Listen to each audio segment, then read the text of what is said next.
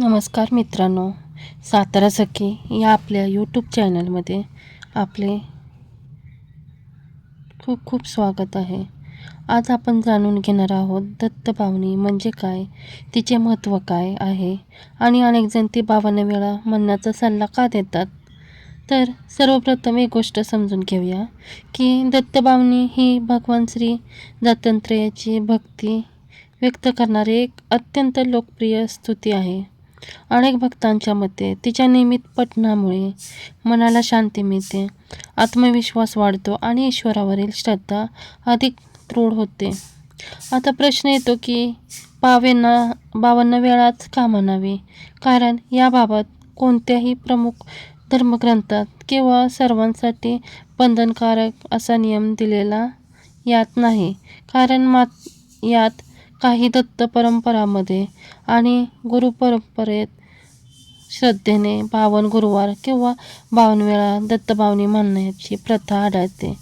हा नियम श्रद्धा, संकल्प आणि सातत्य याचे प्रतीक मानला जातो.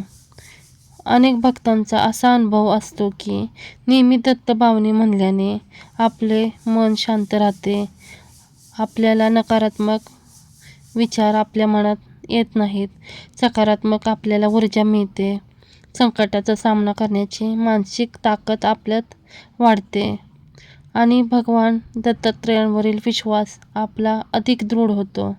हे अनुभव व्यक्तिनिहाय बदलू शकतात आणि श्रद्धेवर आधारित असतात. तर अनेक जण विचारतात की दत्तभावनी कधी म्हणावी असा प्रश्न पडतो. तर सकाळी स्नान करून स्वच्छ मनाने म्हणणे उत्तम मानले जाते. गुरुवारी विशेष भक्तिभावाने पठण केले जाते. जर रोज शक्य नसेल तर तुम्ही प्रत्येक गुरुवारी किंवा एकदा किंवा आपल्या वेळेनुसार नियमित म्हणू शकता. तर काही भक्त उदबत्ती किंवा दिवा लावून मनापासून पठण करतात. परंतु सर्वात महत्त्वाची गोष्ट म्हणजे मनापासूनची भक्ती आणि एकाग्रता ही महत्त्वाची भक्ती आहे. लक्षात ठेवा की दत्तभावनीचा उद्देश फक्त काही इच्छा पूर्ण करणे नाही, तर आपल्या मनाला स्थिरता आणि श्रद्धा, सद्गुणाची प्रेरणा देणे हा देखील आहे. म्हणून 52 वेळा म्हणणे ही श्रद्धेची एक परंपरा आहे.